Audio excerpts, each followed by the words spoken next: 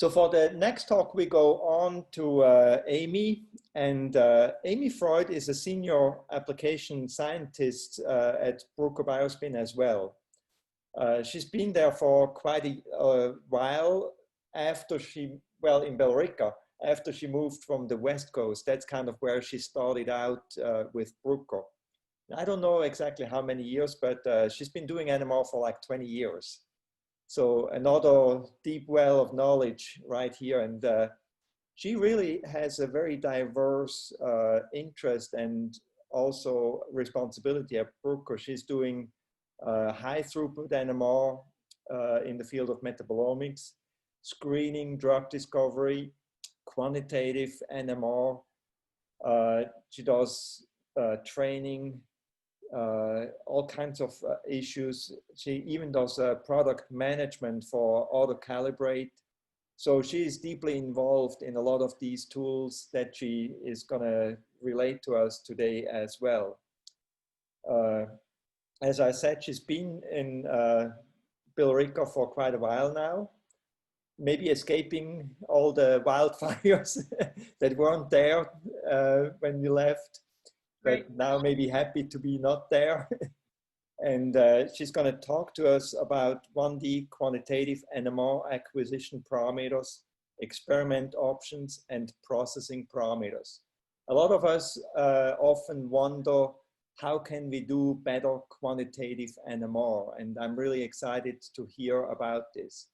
I do want to quick say one word about the timing. I send out an email to all the speakers that we have 25-minute slots, not remembering that the tutorials actually are 45 minutes. So Amy took a lot of effort to cut it down to 25 minutes. So we have plenty of time afterwards for Q&As, but we also may just use the time for a little break before we then go to the poster sessions. Yep. So with this, I pass it on to you. I also squeezed just a few more slides in there. Okay, good. Very good. Some more time. So. And it's entirely my fault. It's not your fault at all. No, no. So hopefully you can see my slides now. Yes, we do. Okay, very good. So thanks again, Marcus, for the introduction. As he said, I do a lot of things, different applications with Bruker NMR, but they all relate. They're all very related. So it's a broad range, but it really isn't. So QNMR really can be used in lots of different applications, from metabonomics to drug discovery to just regular quality control or basic NMR. And so today I want to give you a rundown of some of the parameters that we have that get us better, more reliable answers for QNMR with less variability in error. And as Clemens mentioned, we have lots of seminars that we've been giving since March. We actually have 2 seminars on QNMR given by myself and Clemens. And so, as Clemens said, I will also make sure that these slides get to Marcus if anyone wants them. The link that is here is active. It will take you to the registration page. On Clemens' slides, he actually listed the page. So either way, get to our Bruker website in order to look at some of the webinars that we have. So jumping into QNMR, I'm going to start off by reminding you that if you've been running NMR for a while in a qualitative way, you know that NMR can be as easy as taking some kind of sample, dissolving it in a solvent, placing it in an NMR tube, and running the experiment. QNMR, on the other hand, takes a little more care right from the beginning. So it behooves us to weigh out our sample as accurately as possible before we put it in the NMR tube. We want to make sure we dissolve it in a precise amount of NMR solvent and make sure that everything dissolves before we transfer to our NMR tube. And then once we get it in the NMR tube, we're going to go move on and acquire our NMR data.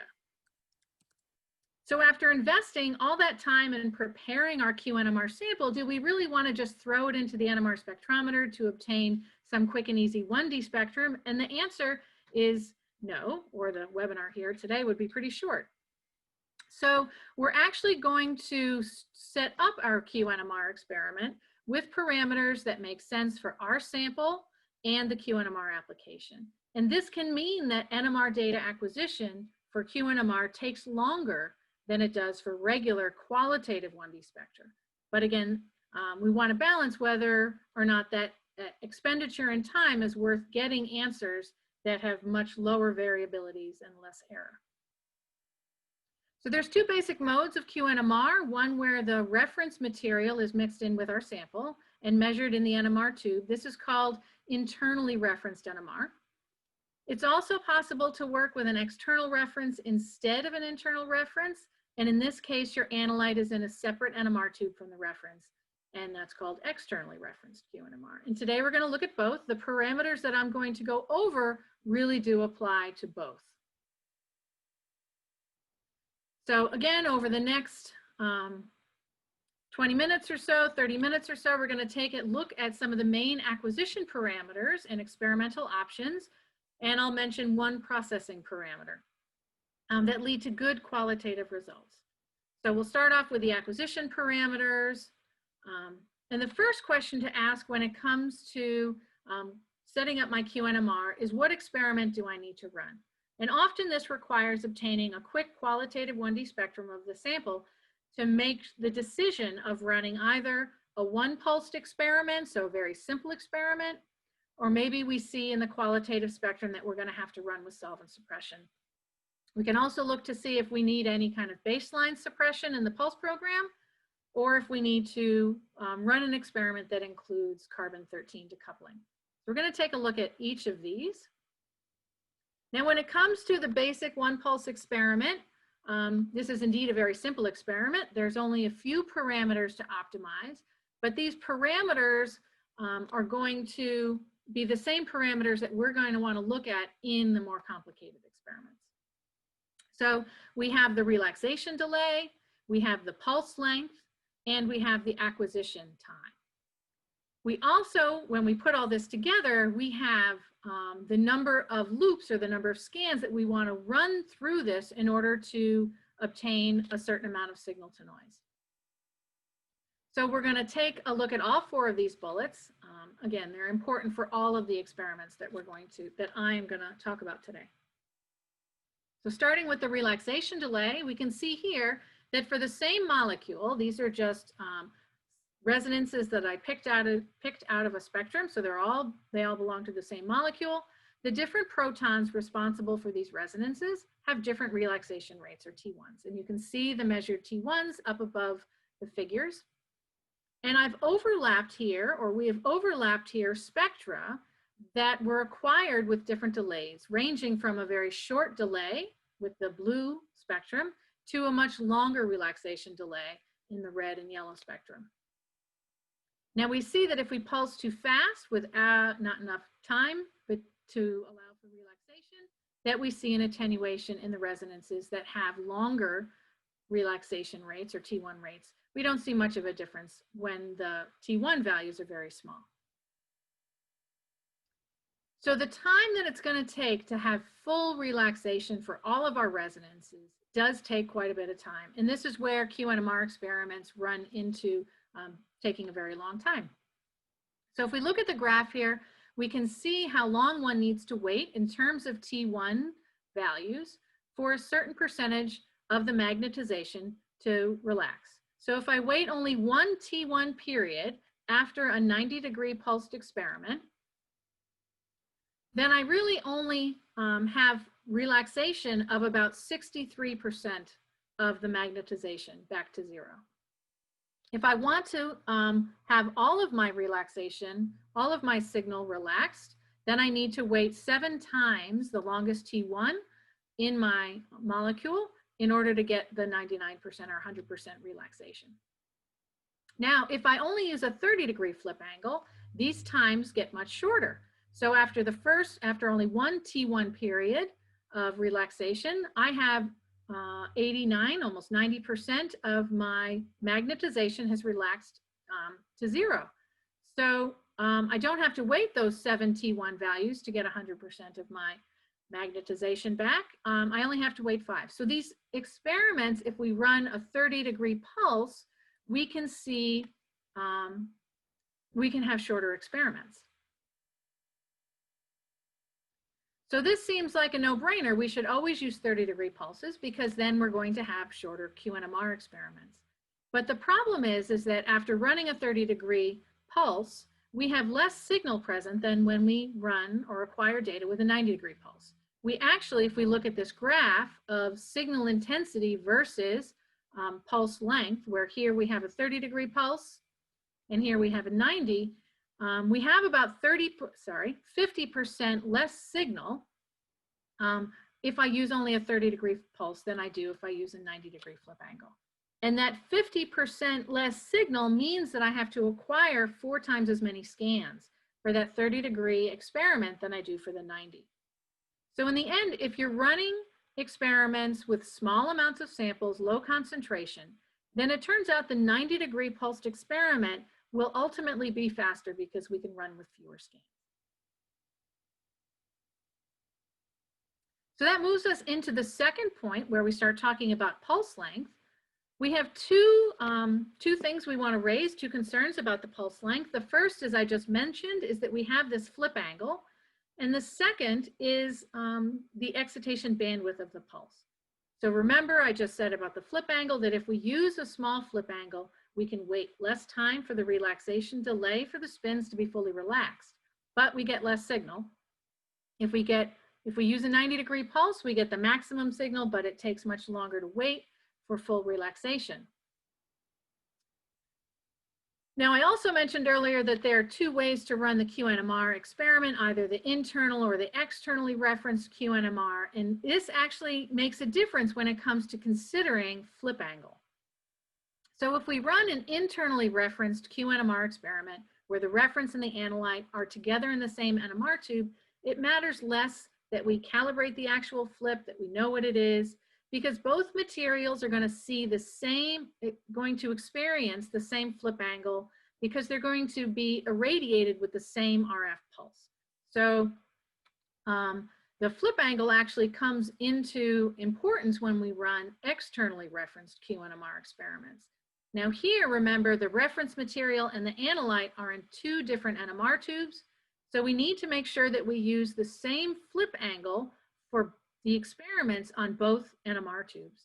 And by flip angle, I don't mean the same RF pulse. This is different. I really want to make it clear that we need to calibrate the flip angle and ensure that for both samples, we're using the same flip angle. If we use a 30-degree flip angle and we're off a little bit in that calculation, our intensities, our signal intensities are going to be off, as shown here in the graph. But if we use a 90-degree pulse and we're off a little bit in the calibration, you can see that even with a larger variability in my 90-degree pulse, I have a smaller variability in the signal intensity that I see. And it's for this reason that we recommend using a 90-degree flip angle for externally referenced QNMR studies, where you actually calibrate the pulse and ensure that you're executing a 90-degree pulse for all the samples. The next important point about the pulse length is the excitation profile. So we need to make sure that we excite all the spins in the same way so that they have their signal intensity really correlates to their concentration and not the RF pulse that they experience. So shown here, we see the excitation profile of a 10 microsecond pulse. And you can see the excitation profile is not flat. It's got this curvature, and we have some nulls here. If we go very far out, this is a ppm scale.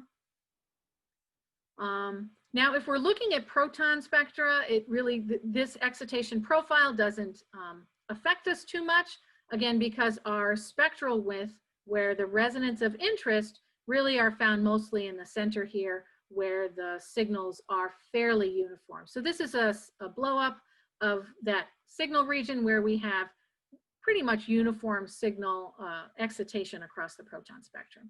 But it will become an issue if we are running quantitative NMR on carbon, or later on in the talk when I start talking about carbon-13 decoupling. So the next bullet is the acquisition time, the third bullet here. Acquisition time is important in that it's necessary that we have the acquisition time set long enough so that we can see all of the signal decay, the FID of our signals. So here I have an FID from, this happens to be a carbon spectrum with an acquisition time of 3.25 seconds. So you see the time scale on the bottom. I have my signals decaying over time. As I keep the receiver on, I'm actually increasing the resolution I'm able to see. So I want to make sure that I turn my receiver off only after all of my signals have relaxed. If I turn it off too soon, I'm going to get truncation. So if this cutoff point is too far this way, I see truncation. As I move it further, I increase my resolution up until I can see all the resolution that I can see. After this, I start collecting noise. So here we have a 1D proton spectrum of strychnine, and this was acquired with an acquisition time of 5 seconds. And you can see from the spectrum, we don't seem to have any artifacts from truncating. And if we zoom into one of the regions, we can actually see some fine splitting. So we've got enough resolution here to characterize our strychnine sample.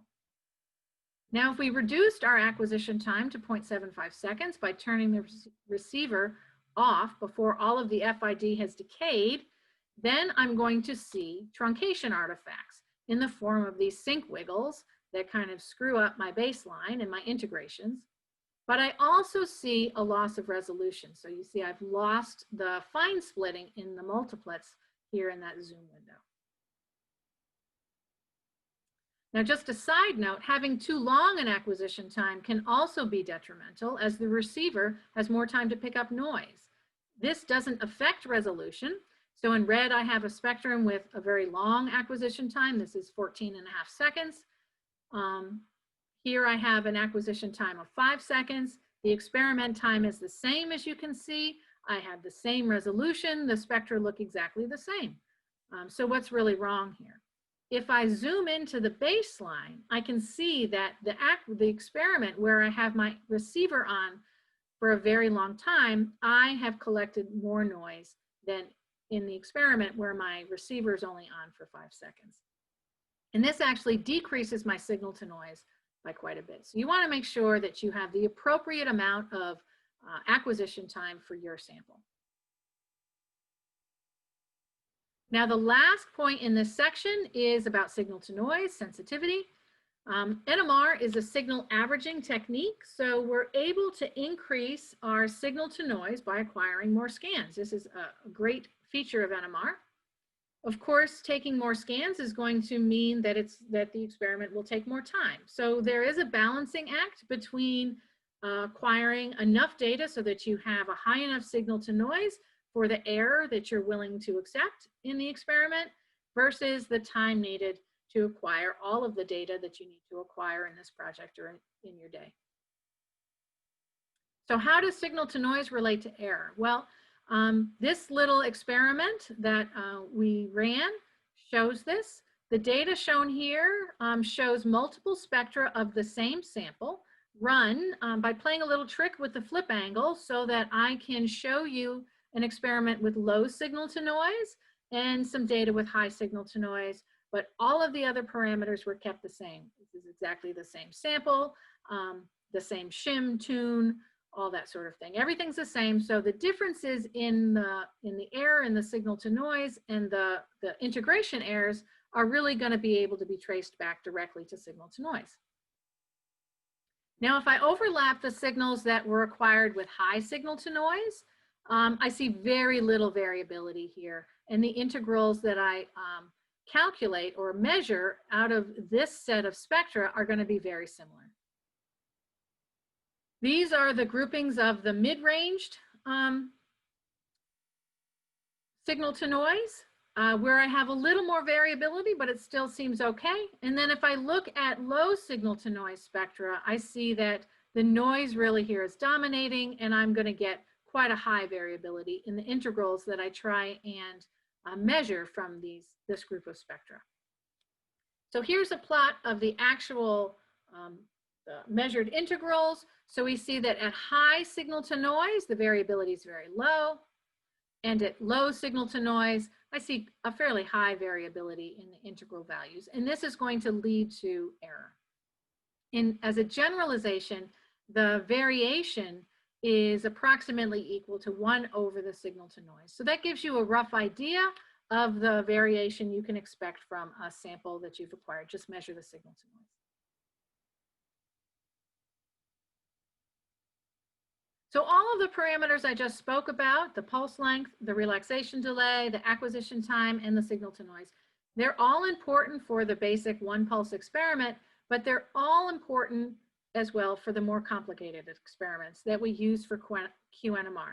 For example, if we want to go and look at solvent suppression experiments, or if we look at baseline suppression experiments, or carbon decoupled experiments, the parameters that I mentioned earlier are all going to come into play. So let's start looking at some of these more complicated experiments. So here we have a spectrum where really the main signal I see is a signal that I have no interest in. It happens to be the solvent signal, and it's dominating the receiver. So my receiver gain is fairly low at a value of about 9.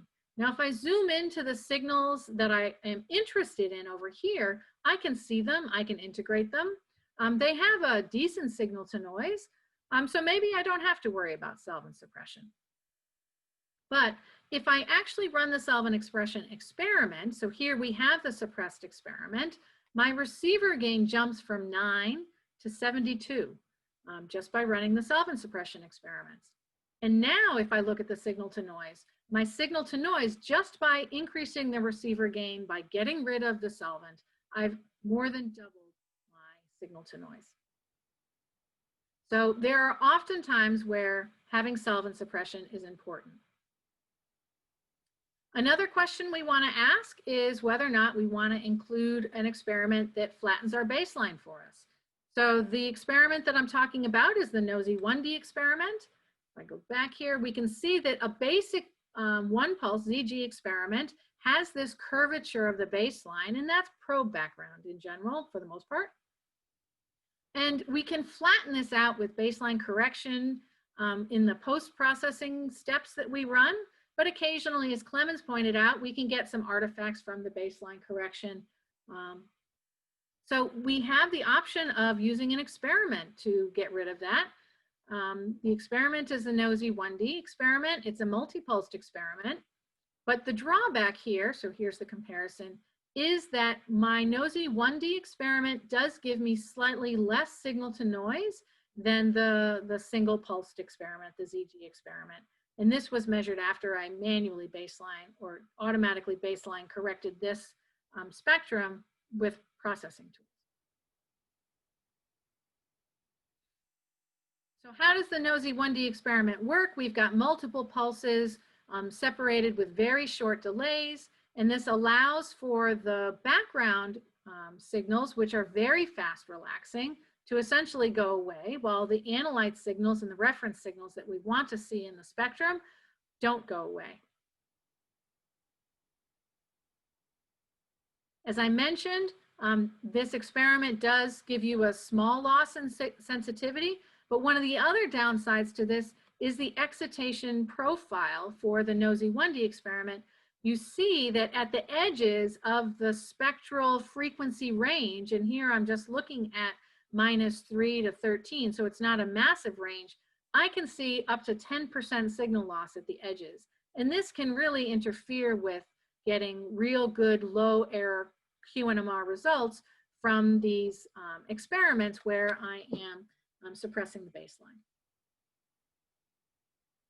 So the last special experimental case that I wanted to touch upon was carbon-13 satellite suppression. The big question, do we need to get rid of carbon-13 satellites, is one of those questions that when answered, I love saying, I give the mom answer, and that's, well, it depends. And it does depend. If I zoom into this spectra, I have in red the spectrum with the carbon-13 satellites present. You can see them here. And in blue, I have a spectrum with C13 decoupling, so there's no satellites. And when do I want to run with the decoupling? I really only need to run the decoupling if the satellites are going to interfere with my integration. So for this signal, for example, the satellites don't interfere too much, but as I go in here in a more crowded region, the satellites of my signal are overlapped underneath other signals of interest. So as I integrate these signals, I'm actually going to have higher error because I have C13 satellite signal intensity buried into the integration of an analyte signal. And I can't get rid of them without decoupling. Now, the question is tricky because eliminating these satellite signals, running the decoupled experiments can introduce artifacts that we then have to deal with. So you do want to make sure that you either have to have a very small error, very little variability in your integrals, and can't keep track of the carbon-13 signal intensity any other way. So the decoupling experiment that we want to use is the inverse gated experiment, where our decoupling is on only during the acquisition. It's not on during the proton pulse. And the decoupling time is equal to the acquisition time. And so we need to make sure our acquisition time is short enough so that we don't get heating, but it's long enough. If we go back to all the points I made about acquisition time, we want to make sure it's long enough so that we get the resolution we need and we don't have the truncation artifacts. We also need to make sure that we decouple all of the satellites the same way. So we need to have uniform C13 decoupling across the entire the frequency range of carbons attached to protons. At least this is not carbons like the carbonyl carbons. We don't have to worry about carbons way out at the extremes, but in our carbon-13 frequency range, we want to make sure that we have uniform decoupling. And if you can see here, with a 25 microsecond pulse, this is the typical carbon 12 microsecond pulse, 180 degree pulse, you see that my excitation profile is not really uniform. Fortunately, we are able to use adiabatic pulses in order to decouple and really get uniform decoupling across the entire carbon-13 frequency range. And as a side benefit, these adiabatic pulses use much less power, so we have less worries about sample heating and probe heating. Now, I want to finish up with a processing parameter. There's only one processing parameter that I thought I was going to fit into here, so there's lots more that we can look at, but really the main processing parameter we want to think about is digital resolution. So if I think to the Fourier transform, where I have a certain number of data points in my FID, I do the Fourier transform and I have a specific number of data points that I am allowing into my spectrum. And in the Bruker world, that parameter is called SI. And I want to make sure that I have enough data points so that I can define the peaks such that there are about 8 to 10 data points per signal above the half width of the signal. So down here in blue, I have a spectrum that has very low digital resolution. And you can see it's choppy. And what's going to happen here is that it's going to give me errors in the integration versus less error and less variability in the integration when I have lots and lots of data points defining my peaks. So here we have repeated spectra where I have low resolution up to high resolution. And you can see we've done some integrations here with the low resolution with only 16 data points, where it almost looked like I had about 3, 4 to 5 peaks, data points defining each peak. And I have a much higher variability in the values for the integrals that I get relative to when I have a high number of data points. So lots of zero felling is the answer to digital resolution. It's something that happens post-processing, so you can go back and make sure that you've added enough digital resolution to your data before you do your QNMR analysis. All right, now that was the talk. We've got another 10 minutes. So instead of ending here early, Marcus, sorry, I'm going to throw in, I know the abstract, when I looked at it, actually said that there we go. I was going to talk a little bit about the tools we have in Topspin for QNMR. So I have just a couple more slides to talk about that. The tools we have are Potency MR for internally referenced QNMR and Aretic 2 for externally referenced QNMR. So Potency is a tool where we're going to outline the sample preparation. Again, in the beginning, I talked about measuring out exactly the amount of analyte that goes into the tube, the volume of solvent that goes into the tube. So when we know all these things, we can enter that information at the time of sample submission. If we use internal standards, and we always use the same internal standards, I also want to have that information when I submit my material. So we have the analyte information that we enter, as well as the external reference information that we answer. And the results that we get are a potency. So because I know the exact analyte I'm using, I know the molecular weight of the analyte, I know the mass of the analyte, I know all the information about, let me go backwards, about my reference material, including purity of the reference material, I can get a real good feel for what the purity of my analyte is. And that is Potency MR. The results we can get in a report, as you just saw, but we can also get them as a table. Now that is a tool that does require an extra license. Clemens talked about the academic licenses that are free. Potency MR is not included in that list, but Aretic 2 is included in that list. And this is the QNMR tool that we use for externally referenced quantitative NMR. So again, it's implemented in Topspin.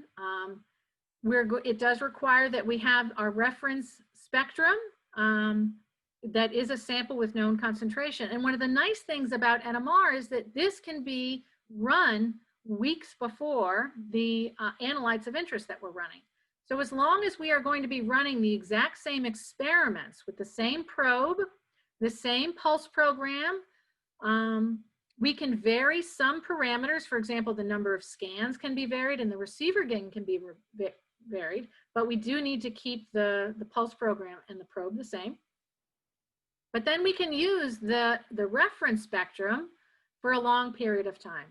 And so the way we do this, we enter the integration routine of Topspin, where we have our integrals laid out. And if we right click on any one of these integrals, we have an option here for Aretic, and we can go to the reference spectrum and define this as our Aretic reference. We can enter in the information that we have about the concentration of the reference material. And so all of that is stored. Now, when it comes to the analyte spectrum, we can then go in to the Aretic tool and calculate the concentration. We tell it how many protons are underneath each integral, and the results that are that will come out would be the concentration of our analyte using the reference spectrum that we assigned. All right, and that is actually it, Marcus. So I was able to actually run through a couple of tools. So I'd like to thank you for your attention, and a special thanks go out to my colleagues, Clemens and Eric, who have put together the various QNMR talks that we have been using throughout the year here. Thank you, Amy, so much. That was wonderful. Really appreciate seeing all these tools that we have.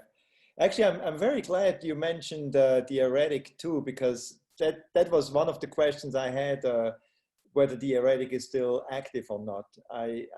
We used it in the past, but yes. No, since you didn't mention it in the first part, so I'm really glad you added that. No, yes. So Aretic 2, I don't like mentioning it, and I'm gonna tell you a little secret here that occasionally with any company, a marketing department stands up and says, "Oh, you really should do it this way."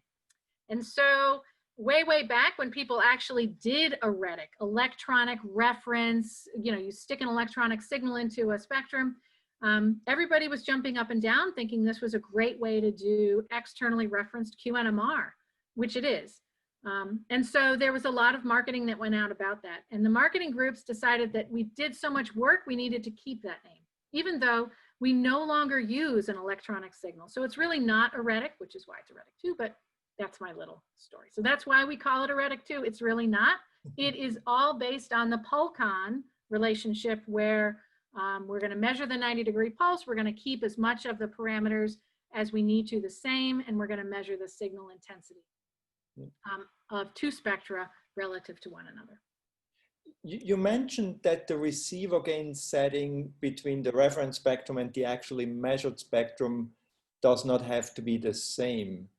Is that universally true, or is there a cutoff on the receiver gain? There's actually a cutoff on the vintage of spectrometers. So in the Avance family of spectrometers, when we went to the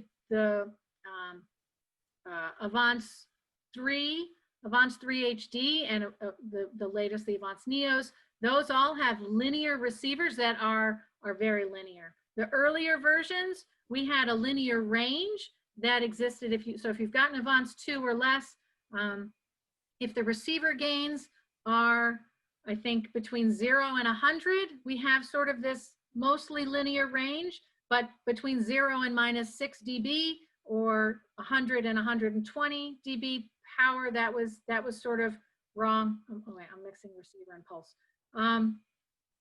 So we recommend the pulse and the receiver gain relationship that used to be required in an optimal range, and now that pretty much has been linearized. It is linearized, yes. Yeah. Even with the AV3 already. Yes. Yeah, okay, good. So we have a couple other questions. I don't know whether you see them in the Q&A or whether you want me to read them. Unfortunately, since I did the presentation, I now can't see the Q&A. So okay, I'll read them for you. So one question is also about the receiver gain. For the new amplifiers, it doesn't seem like receiver gain is directly proportional to signal received. Is there a quantitative relationship to estimate how much additional signal and noise will be obtained from doubling receiver gain from 64 to 128? So, so what we have with the new electronics, the receiver gain really maxes out at a much lower level than you're used to. So at lower receiver gain, we're hitting our optimal signal to noise. So after that, we gain signal, but we also pick up noise at higher receiver gains. So there's sort of a point at which you're not going to see that double the receiver gain, double the signal to noise. It's really on the Neo consoles, it's much lower. It's below 32 where we see that range. And above 32, it's really kind of flat. Yeah. In the Avance 3 and Avance 3 HD, we saw that flat happen at about 64 or 128. But on the Neos, it's much, much lower. So you might see that double the receiver gains, double the sensitivity when you're at very low. So in my example, I think I went from 9 to 72. And that, where we could see that change because I was still in that low range with a receiver gain of 9. Right. So you still have to be a little bit careful with the receiver gain, which is also another question. Is there receiver gain calibration possible that could be performed? Well, we can measure the receiver gain with the RGA command for your sample. When the systems are, so when the amplifiers are installed and the engineers run through CoreTab, they are actually going to linearize the receiver at that point. So the receiver's linearized, there's no need to calibrate it, but you can measure the receiver gain, the optimal receiver gain for the sample that you're running with the RGA command. Right. And I hope I answered enough of that question. Yeah, otherwise the person always can go ahead and basically contact you, I guess. Oh, of course. You can have a discussion about it. Yeah. The other question was, and I think you can see them now, the first one there, you want to look at it. What could be the minimum quantity concentration of the impurity that could be identified and quantified in a 600 megahertz spectrometer equipped with cryoprobe? Right, right. Guess what? It depends. It's always a good question. It depends. I love throwing that answer out there. So one of the big things it depends on is the look of the multiplet. So the simpler the spectrum, if I'm just looking at singlets and doublets and triplets, I'm actually going to be able to see a lower concentration than if I have a polysaccharide that's got all these second order multiplets in there. So it does depend on the multiplicity almost. How much of my signal can I see? If we want to look at actual numbers, I think I was just running on a 500 with a cryoprobe, and we were able to get down to maybe 10 micromolar for a decent experiment. We want to make sure if we're doing quantitation that we have a signal to noise of at least 50 to 1. That's another rule. That gives me 95% confidence or 5% uncertainty in my results. So 50 to 1 signal to noise, I get about 5% uncertainty in my QNMR. And so you go from there. I don't have a good concentration number to spit out at you. Right, which always is a little bit tricky. I know, but again, because it also depends on the dynamic range, I guess. The dynamic range. To some extent, what other compound, what the concentration of the other compounds are. Yes and no. So on the Neo consoles, again, we've got a higher dynamic range, and so the newer the console, the better we've been getting at dynamic range issues. So especially for something like metabonomics, the newer consoles really perform much better and can see with a higher confidence. So that LOQ of 50 to 1 signal to noise, I can get down there with lower concentrations. I can see lower concentrations of those low-level metabolites or impurities than I can with an older console. That's interesting. Good. There's another question. Traditionally, to assess intensity accuracy, we calculated signal to noise ratio for each peak. However, some software determines peak height based on the line shape fitting. Can you comment on the similarity or difference between uncertainty generated by the fit versus signal to noise for QNMR? So I think what you're asking, what the question is asking, is if we want to use integration, region integration, or to actually fit the signals that we see. If there is no overlap, so if there's nothing underneath the signal that you're integrating, those two numbers should actually be the same. But if we are looking at complex mixtures where there's going to be something under there, then we do recommend peak fit. There is not really a great peak fitting tool in Topspin, so that does require that you move to a different software package. Bruker's got the Assure NMR software that does some very good peak fitting. Within Topspin, we have deconvolution that you could use, and that is peak fitting, but it's peak fitting for the individual peaks. So you'd have to do each of the peaks in the multiplet, and that might get fairly confusing as you piece all those peaks back together again. And I guess it always assumes that you have plenty of digital points. Oh yes, and digital points come for free these days. I mean, we don't need to worry about disk space, so zero fill to your heart's content. Yeah, you do need to have sufficient digital resolution in order to do actually either. The peak fit is kind of obvious in our heads, but even for the region integration, to define where the regions start and stop for better precision, you know, if you're doing things over and over again with very few points, you could shift that integral region quite a bit if you are, you know, if your points are off a little bit. Right, right. There is more questions that have come in. I may have to ask you to answer them directly because we're running out of time, which is a good thing. So I really appreciate your presentation and the many questions you raised with them. I think these are very important and things that we always kind of struggle. So I really appreciate this. Thank you so much for doing it, both of you, for this first session, the tutorial session, Clemens and Amy. This was really a wonderful start into our conference. Thank you so much for being available and doing this. You're welcome.